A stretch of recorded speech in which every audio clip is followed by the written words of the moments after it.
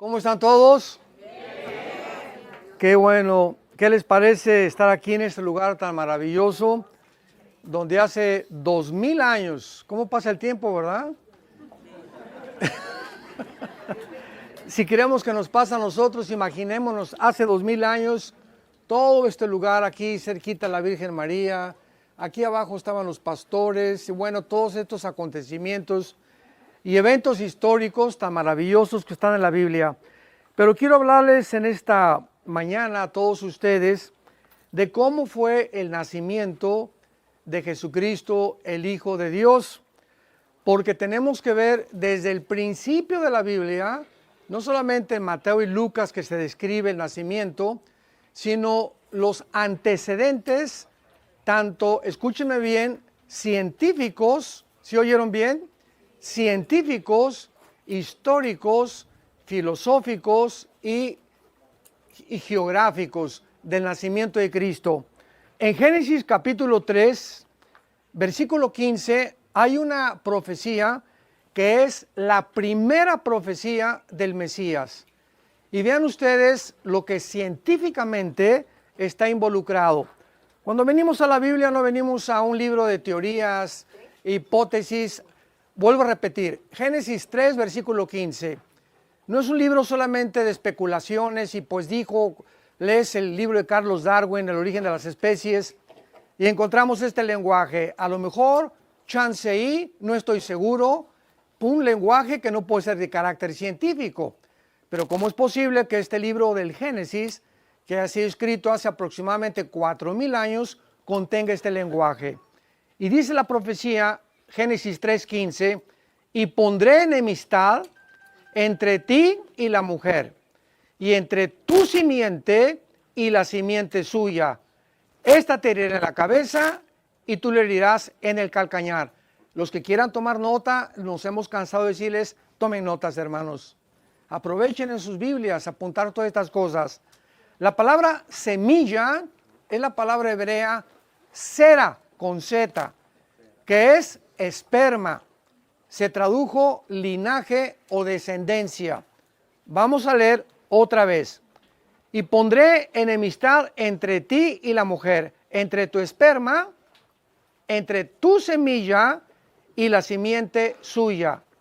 Esta te herirá en la cabeza y tú le herirás en el calcañar.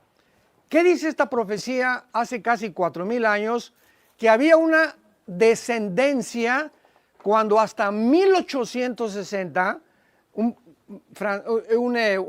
monje llamado Mendel, 1860, comenzó a hacer los primeros experimentos con chícharos y descubrió que había una transmisión de un chícharo al otro, etcétera, etcétera, y el mundo científico no le hizo mucho caso. Y pasaron casi 70, 80 años hasta 1954, cuando ya el doctor Crick y el doctor Watson les dan el premio Nobel de Medicina por descubrir la molécula del ADN. Entonces, la Biblia se adelantó más de 4500 años a la ciencia. Ya estaba profetizado que había una descendencia genética de la mujer y de Satanás. Y yo me ha encantado siempre preguntar en los seminarios donde vamos a compartir la palabra a los estudiantes de teología, ¿cuál es la descendencia? El esperma de Satanás.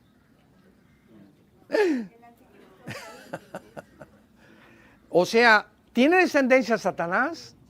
¿Puede de alguna manera Satanás mezclarse con seres humanos o alterar la genética?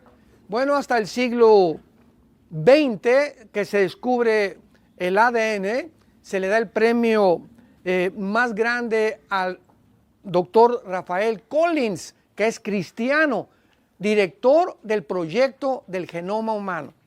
Y el presidente Clinton en la Casa Blanca dice estas palabras: hemos encontrado el libro de la vida, refiriéndose a la molécula del ADN.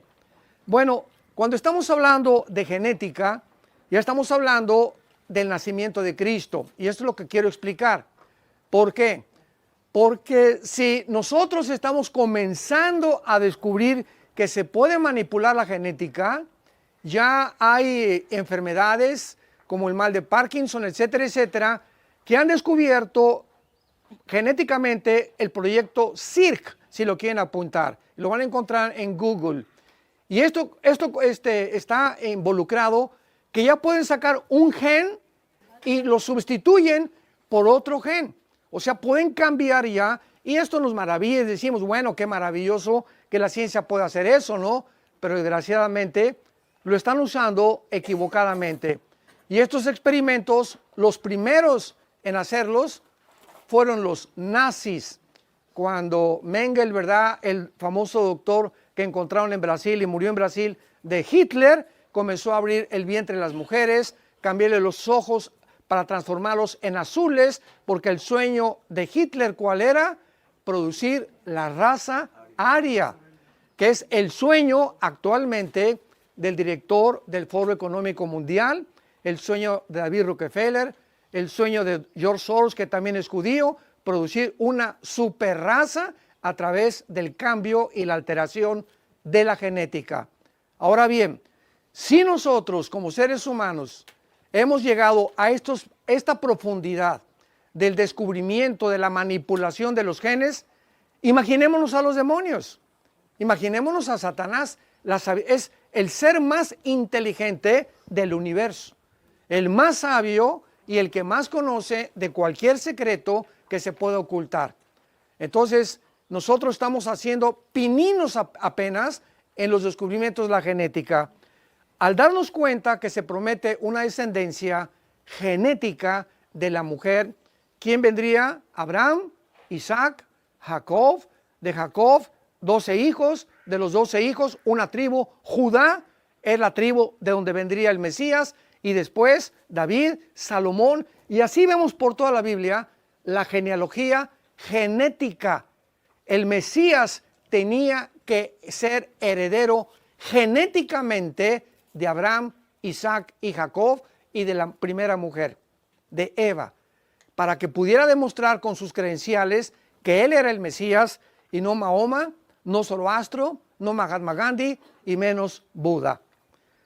Ahora bien, en Génesis 6 vemos el primer ataque a la genética humana, cuando los ángeles caídos alteran la genética de las mujeres, de alguna forma pervirtieron y produjeron gigantes. Veníamos platicando ahorita con Isaac, nuestro guía, los Nepilim, que significa gigantes en el hebreo, de 4 o 5 metros. Goliat era uno de esos descendientes. Entonces, estos gigantes que nacieron, síganme con cuidado, de la mezcla de ángeles caídos con mujeres, fueron una raza híbrida. Un caballo con una burra, nace una mula y la burra nace híbrida. Ya no se puede reproducir porque la Biblia desde el Génesis prohíbe 2 semillas mezcladas. No se puede mezclar una ardilla con un conejo, un dinosaurio con un rinoceronte, un ser humano con una persona que no sea y no tenga la sangre o el ADN de los seres humanos, porque violamos las leyes establecidas, científicas, genéticas, que fueron descubiertas hasta el siglo pasado. Esto es asombroso. Y si alguno de aquí es algún científico, alguna mente inteligente que está buscando evidencias de la existencia de Dios, aquí están. No las tienes porque no las estás buscando. No las encuentras porque no estás tocando, porque al que pide se le da. Al que busca va a encontrar. Búscame, dice el Señor, y me encontrarás, porque me buscarás con todo tu corazón. Amén. ¿Cómo es posible? La pregunta es ahorita que los ángeles se mezclaron con las mujeres. ¿Tuvieron relaciones físicas o fue una alteración de la genética? Escuchen, ¿se acuerdan del endemoniado gadareno? ¿Cuántos demonios tenía? Una legión. Una legión romana era de 6,000 soldados. Ahora, fíjense en esto. Los demonios en un ser humano alteran los nervios ópticos, alteran el oído, se meten a las cuerdas vocales y pueden engrosar la voz de un ser humano. Pueden entrar a los músculos. El gadareno rompía piedras y cadenas de una fuerza sobrenatural que no era de él. Ahora, si los demonios tienen el conocimiento de poder entrar a nuestras neuronas Entonces, si un gadareno, una persona, fue afectada por tantos, ¿de qué manera también entran a los órganos sexuales? Entonces, afectan completamente y pueden producir los demonios, alterando la genética, niños monstruos. ¿Se acuerdan de los 80s, 90s del siglo pasado, la talidomina? La famosa droga que acabaron prohibiéndola. Y la gente, es como Dios, ¿cómo puede ser falta de misericordia? No, no fue Dios. Son los experimentos de nosotros, bola de psicópatas científicos como los nazis que quieren alterar las leyes de la genética de Dios. Muy bien, llega el tiempo, en el tiempo de Dios, que el Mesías tenía que nacer. Y encontramos este relato tanto en Mateo como en Lucas, en el Antiguo Testamento, porque recuerden que los 4 evangelios no son el Nuevo Testamento. Entonces, cuando abrimos la Biblia dice Nuevo Testamento, como dice aquí, hay que borrarlo. En los originales no dice esto, porque el Nuevo Testamento comienza con los hechos, con la iglesia en Hechos capítulo 2. Porque los 4 evangelios fueron bajo la ley de Moisés, bajo el pacto abrámico, etcétera, etcétera. Cristo muere bajo la ley. Y si no aprendemos a distinguirlo, nos vamos a confundir. En el Nuevo Testamento, perdón, les digo, ya ven, en el Evangelio de Mateo, ni tampoco es el San Mateo ni San Juan, porque este San es de Roma. En la iglesia cristiana todos somos santos, en el momento que recibimos a Jesucristo. El Vaticano no tiene el derecho de dictaminar a ninguna persona que es santa que porque dice que hizo milagros, o porque se comprobó que era muy buena, o porque nunca rompió un plato, ¿verdad? La Biblia católica de Jerusalén, de Torres Amad, las traducciones de ellos, se los podemos enseñar. Todas las cartas de los apóstoles comienzan a los santos de Éfeso, a los santos de Filipos, a los santos de Colosos. Ya se les llama santos, que es apartados para servir a Dios. Y dice en Mateo, capítulo 1, versículo 18, el nacimiento de Jesucristo fue así.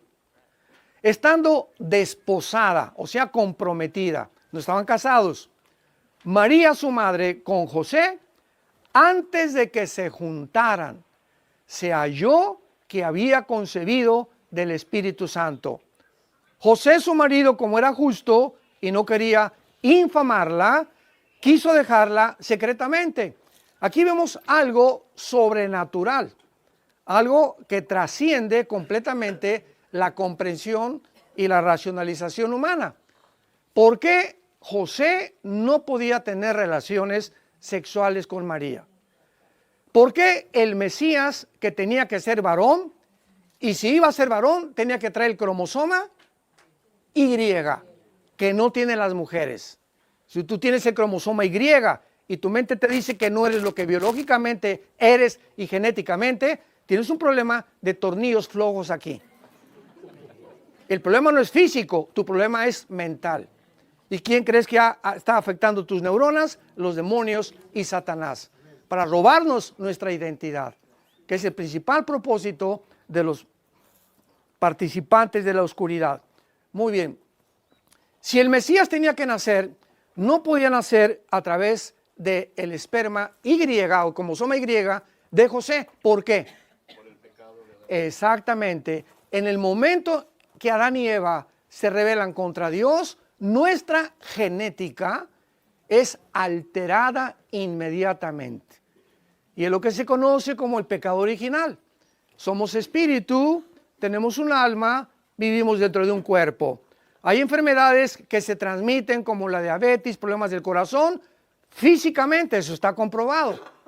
Pero el descubrimiento de hace 25 o 30 años es que si tú tenías tendencias de ataques de cardíacos por tu familia, tu tío se murió del corazón, tu papá también, o tu mamá fue diabética, se puede cambiar por la alimentación. Es el descubrimiento más grande que han hecho actualmente, que la forma que tú comes es la forma que tú vives, y que las maldiciones generacionales físicas se pueden evitar cambiando la manera de comer. Número 2, también se transmite, si tenemos el alma, que es la mente, enfermedades que se transmiten como la demencia, ¿verdad? Se puede también decir otros problemas mentales de esquizofrénicos o personas que acaban locas porque la abuelita fue loca o tu tatarabuela fue bruja y se muere tu bisabuela y entonces tiene 4 hijos la bisabuela y alguna de las hijas de nietas de la bisabuela o bisnietas tienen la tendencia al ocultismo, a leer las cartas, a consultar la ouija. Los demonios de la tatarabuela se meten a esa persona, se llaman espíritus familiares en el Antiguo Testamento. Podemos heredar enfermedades mentales, enfermedades físicas y si somos espíritu, tiene que haber una herencia. ¿Y cuál es la herencia espiritual? El pecado. Sigmund Freud le llamaba el medio ambiente y la sexualidad infantil. Carlos Marx, no, es la lucha de clases.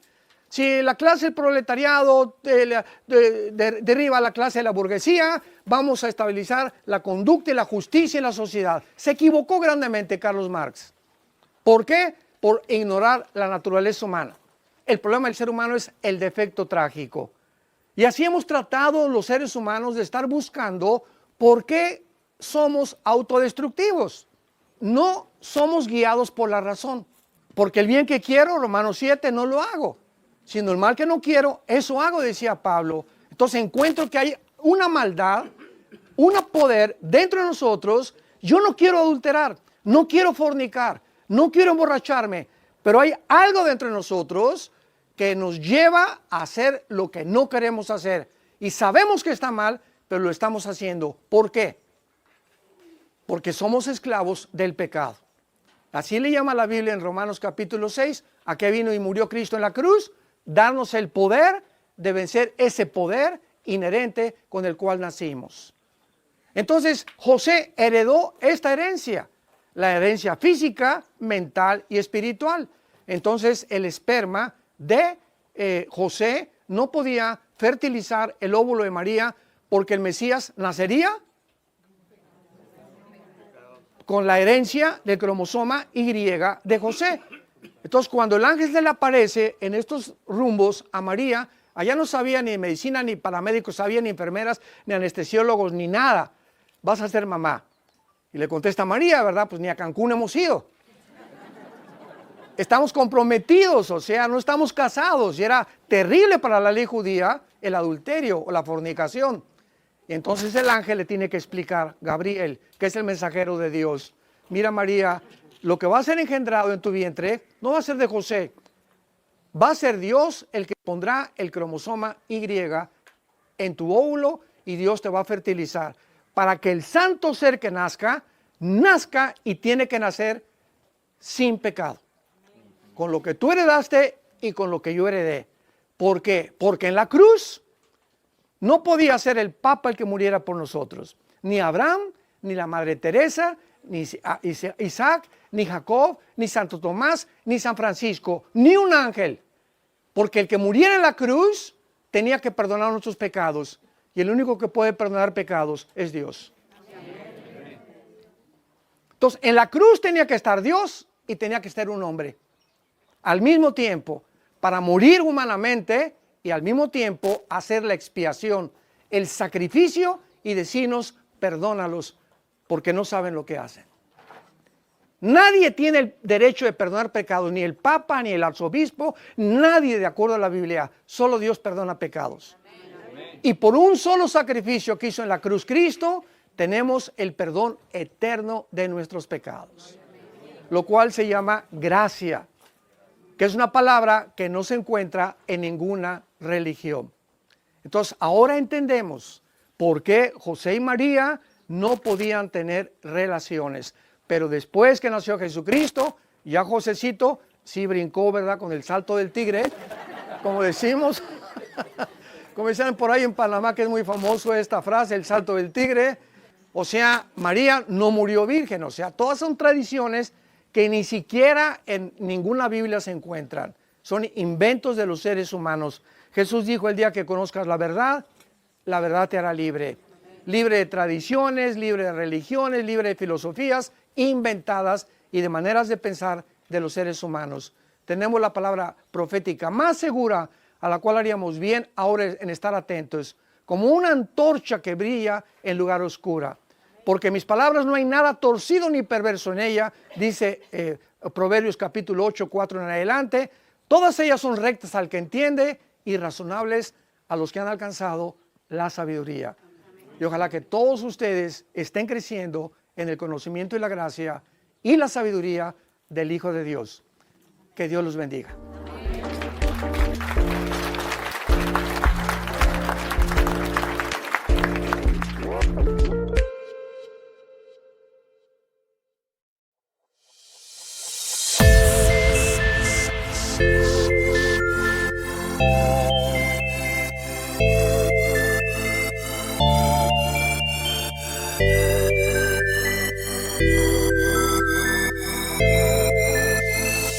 Thank you.